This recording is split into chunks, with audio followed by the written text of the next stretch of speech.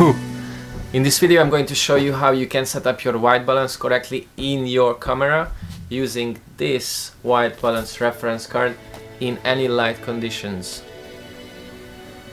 And if you can stick to the end, I'm going to show you how you can set up your white balance in Photoshop without using this card ever. Okay, so now we're going to take this picture about this little thing which is pretty colorful. Whoa. Before we do anything, what I wanted to say is when you take a picture, make sure you take the photo in RAW format. You can choose RAW format plus JPEG, but make sure you have a RAW format because the RAW format registers the more color and it has more and more information than JPEG. JPEG is a compressed format of your picture.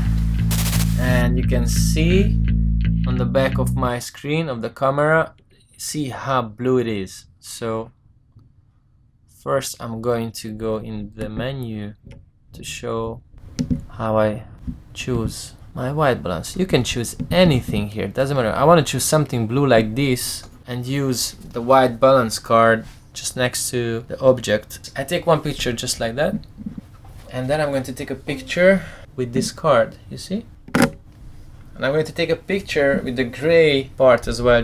I want to show you the difference between the white and the gray. So this is the white balance reference card, has no any other colors, it's completely neutral. What you need to do, take this card, put in front of your model or your subject here. Then you need to go your white balance settings and then custom settings, and there is a... So let me show you here on the camera how I set up the custom white balance. I go to the quick menu, I roll down until the custom setup, you see here, custom setup, and then I press enter, and then I pick up my white balance card, I put it in front of the camera, even though the light is coming from the back, it doesn't matter, and press the center button on the dial, and it's gonna take a reference from this card. You can see it's 5200 Kelvin and a little bit of filter on the right on the green and magenta. After that you can import all of your pictures in Lightroom for further corrections. Let me show you how. I mentioned that you have to take pictures of the raw files and import those and work with those. So we are going to put it in Lightroom.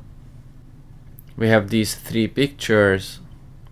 One the picture we need to adjust, and one picture of the white balance card, and one picture with the gray card. Here I just want to show you with the temperature slider you can actually adjust pretty much and you can get the right colors back.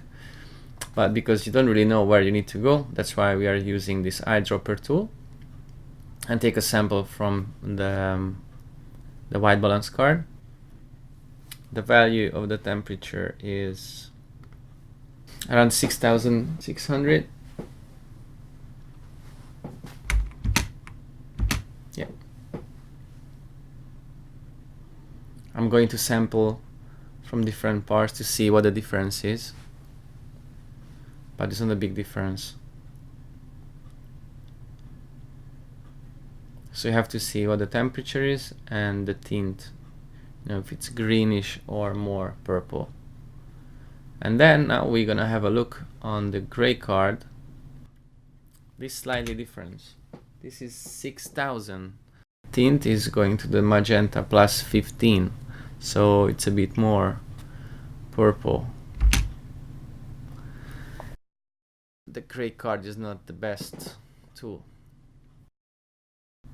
In here you can see, in here I'm going to show you can copy these settings. You can leave everything on if you just changed only the white balance. It's not gonna change the rest of the settings. And then you can just apply here.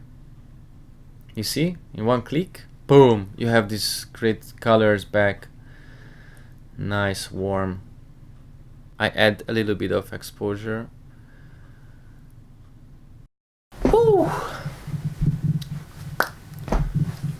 So This is how we change the picture with one click using the white balance card. And now let's have a look and see how it works with the gray part of the card. There's gonna be a small difference, not too much.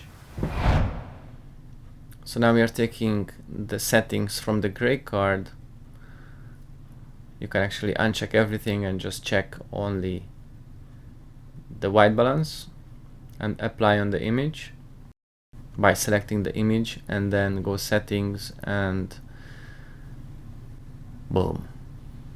In this point of the video, you might ask you, okay Laszlo, it's so nice and beautiful that you show me, but I don't have a gray card. Not everyone has a gray card or white balance card. That's absolutely fine. You know, for everything there is a solution. I'm going to show you one tip in Photoshop that actually it's gonna solve your problem. Save this video, it's gonna save your... So whenever you need it, have it handy and follow the tips. You ready?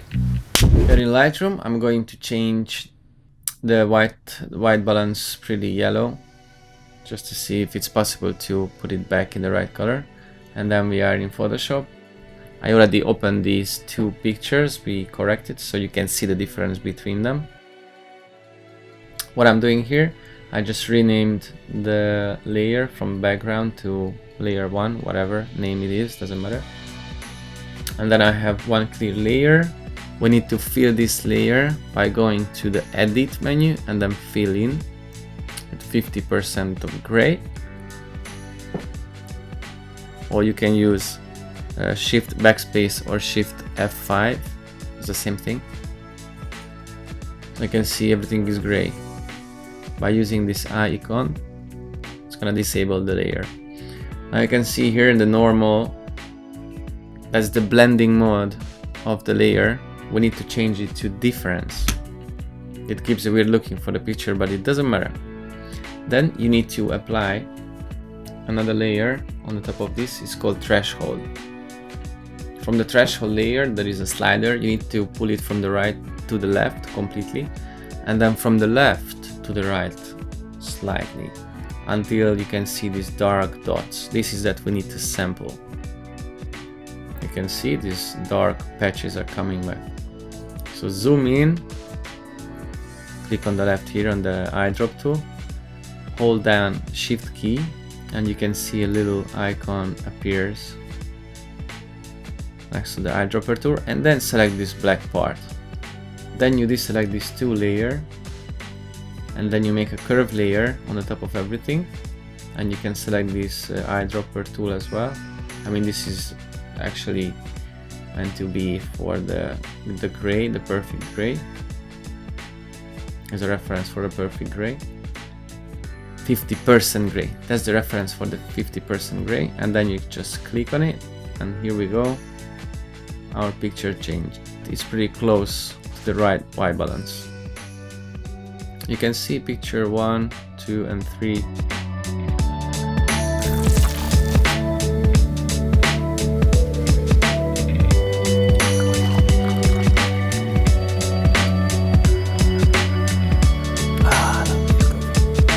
Okay, so white balance is not a big deal. White balance is meant to be is just a good starting point where you can go a bit darker, a bit brighter. You can shift the color to yellow or more blue, magenta or green. Photography is not about perfection. It's about how you can communicate the mood, the feeling that you have on the spot, how you can get this feeling into the camera, and then when you need to print this out or send it to someone, and this person is looking at that, is going to see, wow man, I know what you mean. That was my first video, so please give me a comment and give me a like or a dislike, whatever, give me everything. Okay?